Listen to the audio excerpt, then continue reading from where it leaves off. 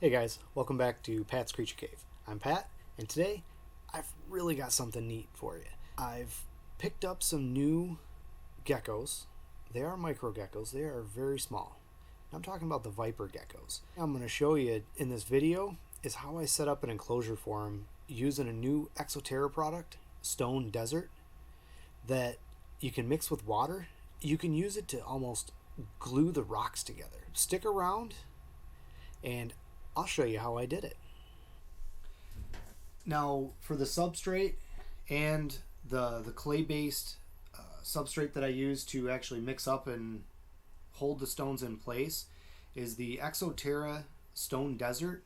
The color that I picked was the Sonoran Ocher. I think I pronounced that right. I could be wrong. Mixed water in with the substrate in a separate container and mixed it up till it was nice and sticky. You know, think pottery clay. And then started pushing it to the back, and then I would slide the slate into it at different intervals.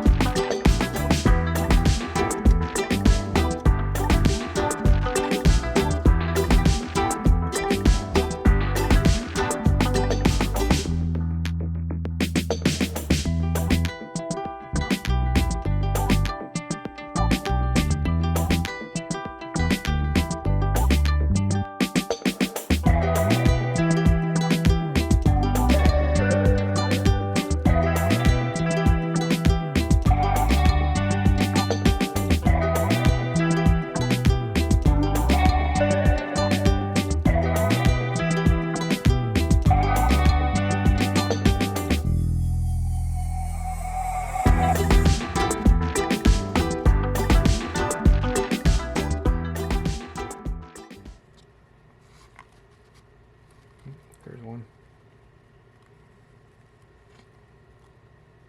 Look at that little guy.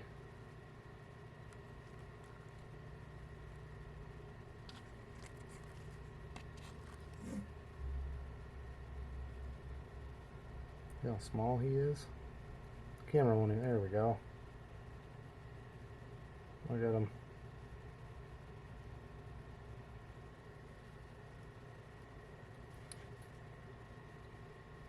He looks absolutely tiny in this enclosure.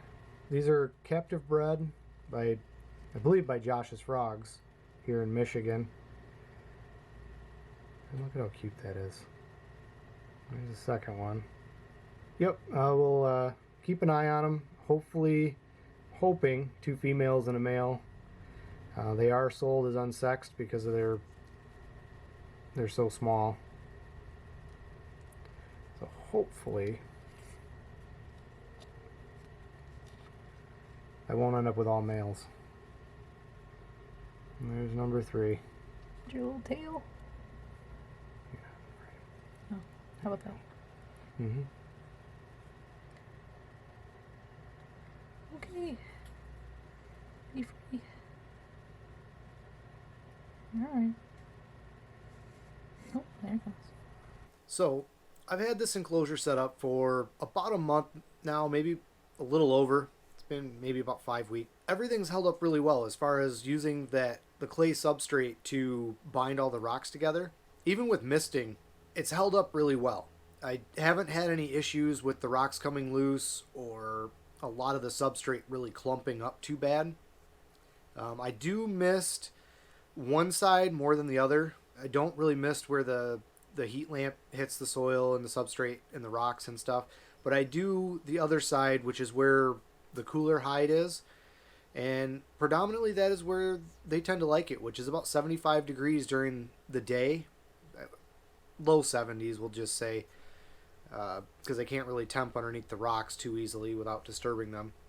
But oftentimes throughout the day, they are basking out on the hot side, which is about 80 degrees, give or take, at the lowest point, 80 to 85. I do provide a water dish, which always has, it's a shallow water dish. It's kind of humped in the middle, so it's only deeper towards the edges. That way nobody drowns, everybody's safe.